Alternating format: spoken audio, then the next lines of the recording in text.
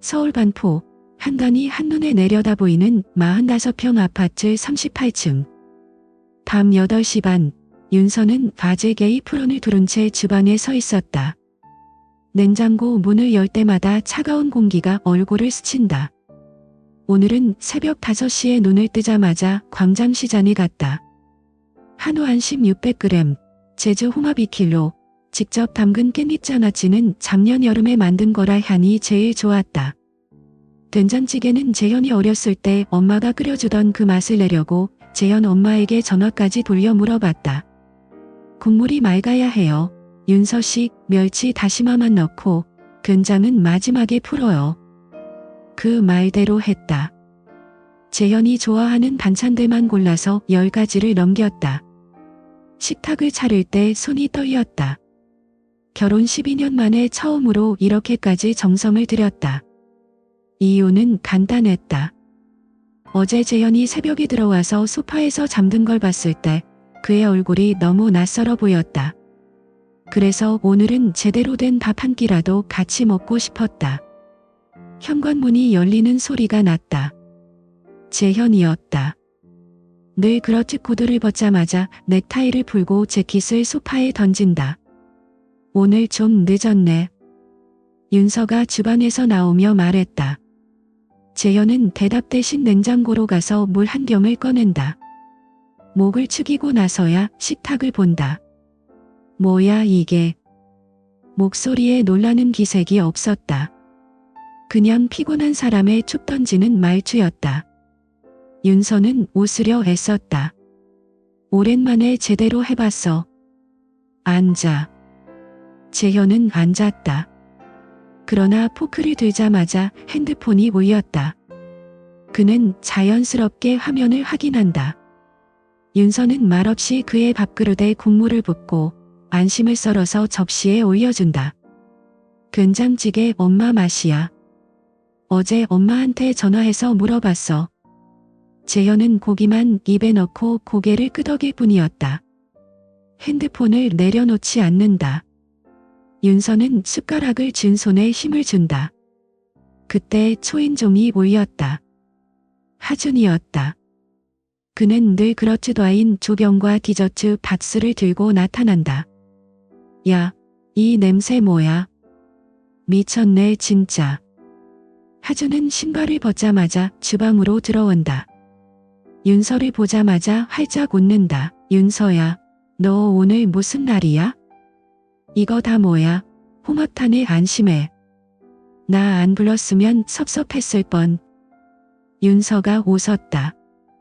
진짜 웃음이었다. 하준은 자연스럽게 윤서 옆자리에 앉는다. 재현은 여전히 핸드폰만 보고 있다. 하준이 먼저 안심을 집어서 윤서 접시에 올려준다. 이거 고운 정도 봐. 완벽해. 윤서야, 너 진짜 레스토랑 차려야 돼. 과장 좀 그만해. 재현이 툭 던졌다. 목소리에 짜증이 섞여 있었다. 하준은 피식 웃으며 와인을 딴다. 너는 진짜 모르는구나.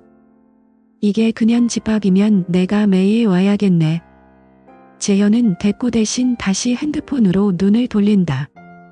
화면에는 빨간색 느낌표가 붙은 메일이 잔뜩 떠 있다. 그는 바로 답장을 쓰기 시작한다. 식탁 위에 무거운 침묵이 내려앉는다. 숟가락 부딪히는 소리만 울린다. 윤서는 조용히 하준의 잔에 와인을 따른다. 하준이 그녀를 본다. 그 눈빛이 평소와 달랐다. 장난기 어린 눈웃음이 아니었다. 깊은 곳에서 올라오는 걱정과 연민이 섞인 눈빛이었다. 윤서도 그를 본다. 그 순간 뭔가가 스쳤다.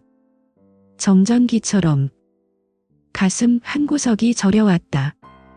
재현의 핸드폰이 다시 울린다. 그는 자리에서 일어난다. 미안, 이거 좀 받아야겠어.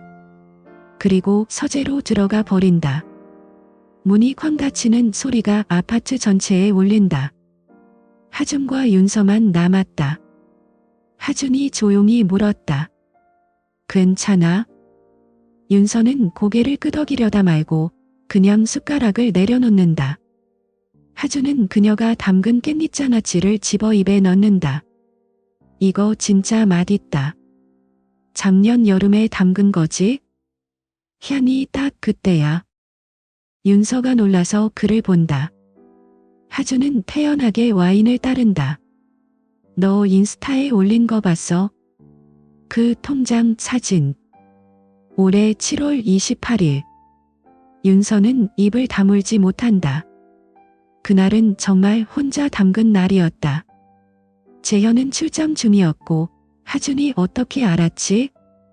너 스토킹하는 거야? 하준이 웃는다.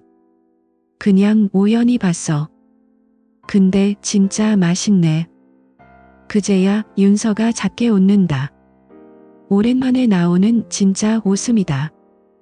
너 요즘 뭐 해? 아직도 그 갤러리 준비하는 거야? 윤서가 또 놀란다. 그 사실은 재현에게도 제대로 말하지 않았다. 하주는 와인을 마시며 말한다. 이태원 쪽 3층 건물이지? 작년부터 알아보는 거, 2층에 테라스 있는 거. 윤서는 숨이 멎는 기분이었다. 하준이 계속 말한다. 나 작년 키아프 때 그 건물 봤어. 구조가 진짜 좋아. 전시하기 딱이야. 윤서가 속삭이듯 말했다. 아직 계약도 안 했는데. 그냥 알아보는 중이야. 왜 혼자 해? 재현이는? 윤서는 대답하지 않는다. 그냥 와인만 마신다. 잔이 비워질 때까지. 하준이 한숨을 쉰다. 진짜 너무하네. 서재에서 재현의 목소리가 들린다. 큰 소리로 누군가와 통화 중이다. 그게 아니라 3차 계약서 다시 보내. 지금 당장. 윤서의 어깨가 살짝 움츠러든다. 하준이 그걸 본다. 식사가 끝나고 재현은 여전히 서재에 있다. 하준이 윤서를 도와 그릇을 치운다. 정확히는 설거지를 하는 척하면서 계속 말한다. 그릇을 닦아주는 척하면서 윤서의 서재 쪽 책상 위에 쌓인 서류 더미를 본다. 갤러리 사업 계획서, 작가 섭외 리스트, 예상 비용 산출표, 인테리어 도면까지. 모두 윤서가 혼자 만든 것이다. 이거 다 내가 한 거야? 윤서가 고개를 끄덕인다. 하준이 서류를 한 장 한 장 넘긴다. 이 작가 리스트 봐. 김한기부터 200까지. 섭외 어떻게 하려고? 아직 연락도 안 했어. 그냥 꿈꾸는 중이야. 하준이 혀를 찬다. 재현이는 이거 아는 거야? 아직. 하준이 서류를 내려놓는다. 목소리가 낮아진다. 진짜 너무한다. 이 새끼 진짜. 현관까지 배웅 나오는 윤서에게 하준이 코트를 입으며 말한다. 윤서야. 그가 그녀를 똑바로 본다. 한강 불빛이 그의 얼굴에 들이온다. 눈이 젖어 있다. 너 이렇게 예쁘게 차린 밥상 앞에서 핸드폰만 보는 새끼 때문에 너는 매일 이렇게 혼자 밥 먹는 거야? 윤서가 눈을 내리깐다. 하준이 한 걸음 더 다가온다. 목소리를 낮춘다. 너는 이렇게 빛나는 사람인데 왜 자꾸 꺼져가려고 해? 윤서가 그를 올려다본다. 눈물이 고인다. 하준이 그녀의 뺨에 살짝 손을 댄다. 살짝. 정말 살짝. 너는 사라져도 되는 사람이 아니야. 절대. 알지? 그 순간 엘리베이터가 딸랑거린다. 하준이 뒤돌아 문으로 들어간다. 문이 닫히기 직전 그가 다시 말한다. 내일 봐, 갤러리. 내가 같이 볼게. 너 혼자 하지 마. 문이 닫히고 윤서는 한참 동안 그 자리에 서 있었다. 가슴이 뛰었다. 12년 만에 처음으로. 그날 밤 재현은 새벽 3시가 되어서야 서재에서 나온다. 윤서는 이미 침대에 누워있다. 등을 돌리고 있다. 재현이 샤워하고 들어와 그녀를 끌어안으려 한다. 윤서는 몸을 살짝 빼며 말한다. 피곤할 텐데 자. 재현은 아무 말도 하지 않고 그냥 앉는다. 그의 팔이 닿는 순간 윤서 머릿속에 떠오르는 것은 하준의 손이었다. 뺨에 닿았던 그 따뜻한 손, 너는 사라져도 되는 사람이 아니야. 그 말 한마디가 12년 동안 쌓아온 모든 침묵을 깨뜨렸다. 그리고 그 틈으로 무언가가 스며들기 시작했다. 그 후로 며칠이 지나갔다. 윤서는 매일 아침 눈을 뜨면 핸드폰을 먼저 확인했다. 카톡 알림이 떠 있을까봐 하준에게서 온 메시지가 없었다. 그런데도 가슴이 계속 뛰었다. 재현은 여전히 새벽에 들어와 아침 일찍 나갔다. 집에 있을 때도 서재에 틀어박혀 있었다. 윤서는 혼자서 커피를 타 마시며 창밖 한강을 봤다.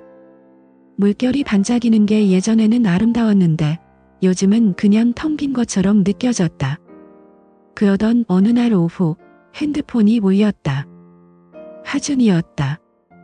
오늘 저녁에 시간 돼? 강남 쪽 프로젝트 미팅 있는데 내 의견 좀 듣고 싶어. 윤서는 잠시 망설였다. 재현의 회사와 하준의 스튜디오가 요즘 강남 재개발 프로젝트로 같이 일하고 있었다. 복합 문화 공간 짓는 거라고 들었다. 재현이 집에서 가끔 투덜거리며 말하던 그거. 미팅. 나도 가도 돼? 당연하지. 재현이도 알는데 뭐, 내다 큐레이터 출신이라서 공간 기획 부분에서 내 감각이 필요해. 윤서는 웃었다. 오랜만에 누군가 자신의 과거를 인정해주는 말이었다. 알았어. 어디서?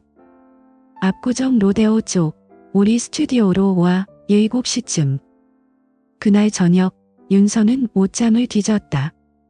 평소 집에서 입던 트레이닝복이 아니라 제대로 된 블라우스와 슬랙스를 골랐다. 거울 앞에서 립스틱을 바르며 스스로에게 물었다. 이게 뭐 하는 짓이야? 그런데 손이 멈추지 않았다. 스튜디오에 도착하니 하준이 혼자였다. 직원들은 이미 퇴근한 모양이었다. 넓은 공간에 모형과 도면이 잔뜩 쌓여 있었다. 왔어? 여기 앉아. 하준이 웃으며 의자를 끌어당겼다.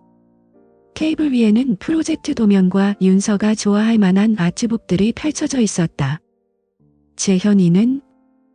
그 새끼? 오늘 해외 투자자 미팅 있다고 바빠서 못 온대. 우리 둘이서 먼저 보자고. 그들은 도면을 펼쳤다. 복합공간 1층에 갤러리를 넣는 안이었다. 하준이 연필로 스케치하며 설명했다. 여기 로비 부분, 자연광 들어오게 천장 높여서. 내가 말했던 그 느낌으로 작품이 숨쉬는 공간처럼. 윤서가 도면을 보며 손가락으로 선을 그었다. 여기 벽을 곡선으로 하면 더 좋을 것 같아. 관객이 작품 앞에서 머무르게. 직선은 너무 딱딱해. 하준이 고개를 끄덕였다. 눈이 반짝였다. 역시. 내가 있어서 다행이야. 재현 이 새끼는 그냥 돈 되는 대로 해만 외치는데. 그들은 밤 10시까지 이야기를 나눴다. 예술가들의 공간 감각, 빛의 방향, 관객의 동선까지. 윤서는 오랜만에 머리가 맑아지는 기분이었다. 재현과는 결혼 후 이런 대화를 해본 적이 없었다. 재현은 항상 그냥 예쁘게 해라 만 말했다. 미팅이 끝나고 하준이 윤서를 배웅했다. 다음 주에도 또 보자. 이 프로젝트 내 덕에 제대로 될 것 같아. 윤서는 고개를 끄덕였다. 차에 타면서 가슴이 뜨거웠다. 그 후로 그런 만남이 이어졌다. 주로 저녁 늦게 또는 주말 오후. 겉으로는 프로젝트 미팅이었다. 재현도 알았다. 하준이랑 잘 맞네. 내다 도와줘서 좋지 라고만 했다. 그런데 윤서는 알았다. 이건 미팅이 아니었다. 하준의 눈빛이, 목소리가 달랐다. 어느 금요일 밤 미팅이 길어져서 둘은 강남의 한 지하 바에 갔다. 조용한 곳이었다. 재즈가 은은하게 흘러나오고 손님 세드 적었다. 하준이 위스키를 시켰다. 오늘은 좀 마시자. 고생했어. 윤서가 잔을 들었다. 술이 들어가니 입이 가벼워졌다. 너 왜 나한테 이렇게 잘해? 하준이 잔을 내려놓고 그녀를 봤다. 눈이 붉어져 있었다. 나 이혼한 지 3년 됐어. 아내가 떠났어. 윤서가 숨을 삼켰다. 하준이 계속 말했다. 그의 말로는 나랑 사는 게 벽이랑 사는 기분이었다고. 항상 얘만 하고 감정 표현 안 하고. 나도 그랬어. 재현처럼. 아니, 재현보다 더했 메이비. 그가 웃었다. 쓴웃음이었다. 떠난 후에야 알았어. 내가 사람을 얼마나 외롭게 만들었는지. 윤서의 눈에 눈물이 고였다. 하준이 그녀의 손을 살짝 잡았다. 너는 지금 그렇게 되고 있어. 재현 때문에. 윤서가 고개를 저었다. 그런데 눈물이 떨어졌다. 나 그냥 아내가 아니고 싶어. 나 스스로로 보고 싶어. 여자로서, 사람으로서. 하준이 그녀의 손을 꽉 쥐었다. 너는 이미 그랬어. 항상. 그날 밤 집에 돌아온 윤서는 재현이 이미 잠든 걸 봤다. 그녀는 화장실에서 울었다. 조용히. 그 후로 밤늦은 카톡이 시작됐다. 재현이 서재에 있을 때 윤서는 소파에 앉아 핸드폰을 쥐었다. 하준, 오늘 스케치 하나 보낼게. 내가 말한 그 곡선으로 해봤어. 사진이 왔다. 아름다운 갤러리 도면. 윤서의 아이디어가 반영된 거였다. 윤서, 와. 진짜 예뻐. 하준, 내가 내 뮤즈야. 그 말에 윤서는 가슴이 아팠다. 죄책감이 들었지만 달콤했다. 재현은 그런 말 한 번도 안 했다. 밤 12시, 1시. 메시지가 왔다 갔다 했다. 하준이 보내는 아트웍, 책 구절, 음악 링크. 윤서는 침대에서 이불 속에서 답했다.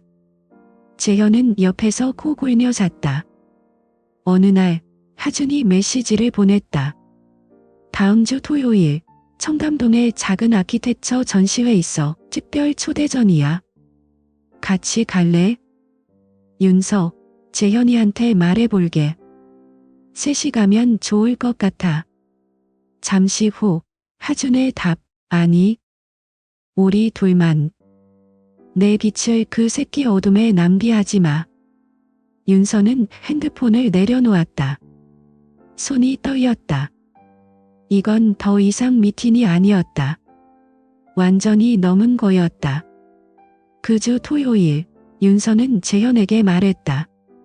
친구랑 전시회 간대. 늦을지도 몰라. 재현은 고개만 끄덕였다. 그래. 윤서는 검은 드레스를 입었다. 거울 앞에서 서서 스스로를 봤다. 오랜만에 살아있는 기분이었다. 전시회장으로 가는 택시 안에서 하준에게 메시지를 보냈다. 지금 가는 중이야. 하준, 기다리고 있을게. 오늘 내가 제일 빛날 거야. 그 순간 윤서는 알았다. 이건 돌이킬 수 없는 길이었다. 그런데 발이 앞으로 나아갔다. 택시다 청담동 골목으로 들어서자 윤서는 창밖을 봤다. 가로등 불빛이 유리창에 스치며 지나갔다. 검은 드레스를 입은 자신을 떠올렸다. 재현이 5년 전 파리 출장 갔다가 사온 거였다. 너한테 딱일 거야 하면서 건넸지만 윤서는 한 번도 입어본 적 없었다. 집에서 입기엔 너무 화려하고 밖에 나갈 일이 없었다. 오늘 처음 입었다. 거울 앞에서 지퍼를 올리며 느꼈다. 몸이 달라 보였다. 허리가 더 잘록하고 어깨가 더 부드러워 보였다. 전시회장 입구에서 하준이 기다리고 있었다. 검은 셔츠에 재킷만 걸친 차림이었다. 윤서를 보자마자 눈이 커졌다. 윤서야. 그가 다가와 손을 잡았다. 자연스럽게 진짜 아름다워. 윤서가 고개를 살짝 숙였다. 볼이 달아올랐다. 이 드레스 재현이가 사준 거야? 처음 입어봐. 하준의 눈빛이 잠시 어두워졌다. 그러고는 웃었다. 그 새끼가 이런 걸 사줬으면서 왜 내가 입을 기회를 안 줬을까? 그들은 안으로 들어갔다. 작은 갤러리였다. 초대받은 사람들만 온 자리. 곁마다 거대한 모형과 도면이 걸려 있었다. 미래 도시를 재현한 모델들. 하준이 윤서의 팔을 살짝 잡고 안내했다. 여기 봐, 이건 내다 작년부터 구상한 프로젝트야. 도시와 자연이 연결되는 구조. 윤서가 모형 앞에 섰다. 유리로 만든 다리 모양이었다. 빛이 추가되며 안쪽 공간이 드러났다. 이 다리 아래로 강이 흐르게 할 거야. 사람들 걸어다니면서 물소리를 듣고 바람을 느끼고. 윤서가 손을 뻗어 모형을 만졌다. 차가운 유리 표면. 빛의 방향이 좋아. 낮에는 자연광, 밤에는 이렇게 은은하게. 하준이 그녀 뒤로 다가왔다. 가슴이 거의 닿을 듯했다. 내가 말했던 그 느낌이야. 공간이 살아 숨쉬는 거. 그가 윤서의 손을 잡았다. 모형의 결고 부분을 가리키며. 여기 결합 부분과 강철 프레임인데 보이지도 않게 숨겼어. 강하면서도 부드러운. 그의 엄지가 윤서의 손등을 스쳤다. 일부러. 윤서는 손을 빼지 않았다. 가슴이 뛰었다. 그들은 1시간 넘게 돌았다. 다른 사람들과 인사도 하고 와인도 한 잔씩 마셨다. 하지만 눈은 서로만 찾았다. 하준이 계속 윤서의 의견을 물었다. 이 공간에 그림 걸면 어떤 작가가 어울릴 것 같아? 윤서가 대답했다. 단색화 쪽 박서보 선생님 같은. 텅 빈 듯하면서도 깊은. 하준이 고개를 끄덕였다. 역시 내 감각은 진짜야. 전시가 끝나갈 무렵 하준이 말했다. 조금 더 마실래? 마포 쪽에 조용한데 알아? 윤서는 망설이지 않았다. 그래. 그들은 택시를 탔다. 마포대교가 보이는 루프탑 바였다. 밤 11시가 넘었는데도 한강이 반짝였다. 그들은 구석자리에 앉았다. 하준이 위스키를 시켰다. 오늘 진짜 아름다웠어. 드레스 입은 내가 아는 누구보다. 윤서가 잔을 들었다. 손이 떨렸다. 재현이는 이런 나를 본 적이 없어. 하준이 그녀를 똑바로 봤다. 그 새끼는 보물을 놓치고 있어. 진짜 큰 보물을. 윤서의 눈에 눈물이 고였다. 10년 동안 쌓인 외로움이 한꺼번에 쏟아질 것 같았다. 나 그냥 윤서로 살고 싶어. 재현의 아내가 아니라. 하준이 테이블 아래로 손을 뻗어 그녀의 무릎을 만졌다. 너는 이미 그랬어. 오늘 내가 바로 그 윤서야. 윤서가 잔을 내려놓았다. 몸을 앞으로 기울였다. 그리고 입술을 포겠다. 하준의 입술에. 처음에는 살짝, 그러다 깊게. 하준이 그녀의 목덜미를 잡았다. 키스가 길어졌다. 숨이 가빠졌다. 키스가 끝나자 하준이 속삭였다. 가자. 그들은 택시를 잡아 근처 부티크 호텔로 갔다. 한남동 골목 안쪽에 있는 작은 곳이었다. 방에 들어가자마자 하준이 윤서를 안았다. 드레스 지퍼를 내렸다. 천천히. 윤서가 그의 셔츠 단추를 풀었다. 손이 떨렸다. 침대에 누웠을 때 윤서는 눈을 감았다. 재현의 얼굴이 스쳤다. 하지만 곧 사라졌다. 하준의 손길이 그녀를 채웠다. 오랜만에 느껴보는 온기였다. 몸이 녹는 기분이었다. 사랑해. 하준이 속삭였다. 윤서는 대답하지 않았다. 그냥 더 세게 안았다. 그날 밤 윤서는 처음으로 자유로웠다. 재현의 아내가 아니라 그냥 윤서로. 다음 날 아침 윤서는 일찍 일어났다. 하준은 아직 자고 있었다. 그녀는 조용히 옷을 입었다. 드레스는 구겨져 있었다. 거울을 보지 않았다. 택시를 타고 집으로 왔다. 아파트에 도착하니 9시 반, 재현은 이미 나간 모양이었다. 윤서는 안도의 한숨을 쉬었다. 샤워를 했다. 뜨거운 물로 몸을 씻었다. 하준의 향이 아직 남아 있었다. 침실로 들어가 침대를 정리하려다 멈췄다. 침대 옆 탁자 위에 뭔가 있었다. 검은색 펜, 고급 기술 펜이었다. 하준의 스튜디오 이름이 새겨져 있었다. 하준이 항상 들고 다니는 그 펜, 밤에 갑자기 아이디어가 떠올라서 베개맡에 놓고 잤던 모양이었다. 윤서는 그걸 집어 서랍에 넣으려 했다. 그런데 손이 멈췄다. 그냥 두었다. 저녁 7시 현관문이 열렸다. 재현이었다. 평소보다 일렀다. 오늘 일찍 끝났어? 윤서가 주방에서 나오며 물었다. 재현은 대답 없이 침실로 들어갔다. 윤서는 따라갔다.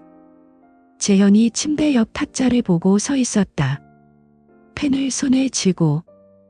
이게 뭐야? 목소리가 낮았다. 윤서의 가슴이 철렁 내려앉았다. 그게 하준이 펜 아니야? 왜 여기 있어? 재현이 펜을 준 손에 힘을 줬다. 얼굴이 하얗게 질렸다. 너 어제 어디 갔어? 윤서가 입을 열었다. 말이 안 나왔다. 재현이 펜을 탁자에 던졌다. 소리가 울렸다. 하준이랑 잤어? 침묵이 내려앉았다. 재현의 눈에 눈물이 고였다. 처음 보는 모습이었다. 대답해. 윤서야. 윤서가 고개를 끄덕였다. 작게. 재현이 주저앉았다. 침대 끝에. 머리를 쥐었다. 왜 하필 하준이야? 그 목소리에 윤서의 눈에서도 눈물이 흘렀다. 그날 밤 집은 조용했다. 재현은 서재에 들어가 문을 잠갔다. 윤서는 거실 소파에 앉아 한강을 봤다. 불빛이 여전히 반짝였지만 이제 아무것도 아름답지 않았다. 그날 밤 이후로 집은 무덤처럼 조용했다. 재현은 서재에서 나오지 않았다. 윤서는 소파에 앉아 새벽까지 한강을 바라봤다. 눈물이 말라버렸다. 아침이 되자 재현이 나왔다. 양복을 입은 채 눈은 붉었지만 표정은 차가웠다. 나갈게. 그가 말했다. 평소처럼. 윤서가 고개를 들었다. 재현아. 재현은 문을 닫고 나갔다. 그게 마지막 대화였다. 그 후로 재현은 집에 거의 오지 않았다.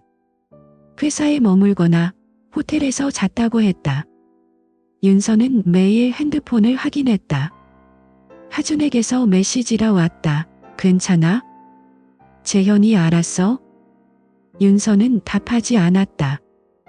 핸드폰을 껐다. 그런데도 가슴이 아팠다. 재현은 화를 내지 않았다. 소리도 지르지 않았다. 그냥 사라졌다. 윤서는 그게 더 무서웠다. 한 달쯤 지났을까? 재현은 조용히 움직였다. 회사 변호사를 불렀다. 최고의 탐초 소개해달라. 고 돈이 얼마든 상관없다고. 는 일주일 만에 보고서를 가져왔다. 호텔 CCTV 영상. 윤서와 하준이 손잡고 들어가는 장면. 엘리베이터 안에서 키스하는 장면. 방 카드로 문 여는 장면. 다음 날 아침 윤서가 혼자 나오는 장면. 그리고 카톡 캡처. 호텔 밤 이후로도 계속된 메시지들. 오늘 내 생각만 했어. 내 몸이 그리워. 그런 것들. 특히 회사 이메일. 하준이 프로젝트 명목으로 보낸 메일들. 이 스케치 내 아이디어로 그렸어. 내가 내 영감이야. 첨부 파일에 윤서의 누드 스케치 비슷한 것까지 있었다. 재현은 그걸 보며 아무 말도 하지 않았다. 그냥 인수했다. 가 말했다. 더 필요하시면 언제든. 재현이 충분해. 그날 저녁 재현이 집에 왔다. 윤서는 주방에서 설거지 중이었다. 재현이 가방을 내려놓고 거실 테이블에 앉았다. 앉아. 윤서가 다가왔다. 테이블 위에 놓인 게 보였다. 그 검은 펜, 그리고 두꺼운 파일. 윤서의 얼굴이 하얗게 질렸다. 재현이 파일을 밀었다. 봐. 윤서가 떨리는 손으로 열었다. 사진들. 영상 CD. 이메일 프린트. 언제부터? 재현의 목소리가 낮았다. 얼음처럼. 너랑 하준이. 언제부터였어? 윤서가 입을 열었다. 말이 안 나왔다. 재현이 펜을 집어들었다. 이 펜 하준이 항상 들고 다니는 거. 우리 침대 옆에 있었지. 그가 펜을 테이블에 내려놓았다. 촉, 나는 아내한테 배신당한 게 아니야. 재현이 윤서를 봤다. 눈이 차가웠다. 내가 믿었던 사람한테 배신당한 거야? 20년 지기한테. 사업도 같이 한 놈한테. 윤서가 울었다. 미안해. 재현아. 재현이 고개를 저었다. 변호사 부르게. 이혼 서류. 위자료도 청구할 거야. 불륜 증거로. 그가 일어났다. 그리고 하준이. 그 새끼는 끝났어. 그 후로 모든 게 빠르게 돌아갔다. 재현은 이혼 소송을 제기했다. 불륜 증거로 위자료 10억 요구. 그리고 하준을 별도로 고소했다. 회사 이메일로 사적인 일 한 거, 배임죄로. 재현은 움직였다. 회사 이사들 불러서 말했다. 하준 스튜디오랑 계약 다 끊어. 강남 프로젝트? 취소. 다른 투자자들한테도 전화 돌렸다. 하준이랑 일하지 마. 이유는 나중에 알게 될 거야. 은행에도 압력. 대출 만기 앞당기라고. 하준 스튜디오 자금줄이 막혔다. 하준에게서 전화 왔다. 재현은 받지 않았다. 메시지만 왔다. 야, 이 새끼야. 얘기 좀 하자. 내가 뭔 짓을 한 거야? 재현은 답하지 않았다. 3개월 후 법원 판결 나왔다. 재현 승소. 위자료 8억. 윤서는 거의 빈손으로 나왔다. 집, 차, 예금. 다 재현 목. 하준은 더 비참했다. 소송 패소. 배임으로 벌금 5억. 스튜디오 대출 못 갚아서 경매. 직원들 다 나갔다. 이태원 사무실 문 닫았다. 하준이 재현 회사로 찾아왔다. 로비에서 소리 질렀다. 야, 나와. 사람답게 얘기하자. 재현은 내려가지 않았다. 경비가 쫓아냈다. 윤서는 작은 원룸으로 이사갔다. 갤러리 꿈도 접었다. 하주는 연락이 끊겼다. 소문으로는 지방 내려갔다고 했다. 1년 후 재현은 그 아파트에 혼자 살았다. 모든 게 깔끔했다. 윤서 물건 다 버렸다. 하준이 준 와인잔도 책도 아무것도 없었다. 밤에 창가에 섰다. 한강이 보였다. 불빛이 여전히 반짝였다. 재현이 위스키를 따랐다. 혼자. 이게 복수인가? 혼잣말이었다. 아무도 없었다. 그는 이겼다. 완벽하게. 그런데 가슴이 텅 비었다. 친구도 잃었고 아내도 잃었고 남은 건 돈과 빈 집뿐이었다. 재현이 유리창에 이마를 댔다. 차가웠다. 내가 뭘 한 거지? 서울 야경이 아름다웠다. 그런데 재현 눈에는 아무것도 보이지 않았다. 그냥 검은 강물만 보였다. 그 삼각관계는 끝났다. 가장 단단했던 구조가 가장 처참하게 무너졌다. 재현은 이제 완전히 혼자였다. 그게 그의 승리였다.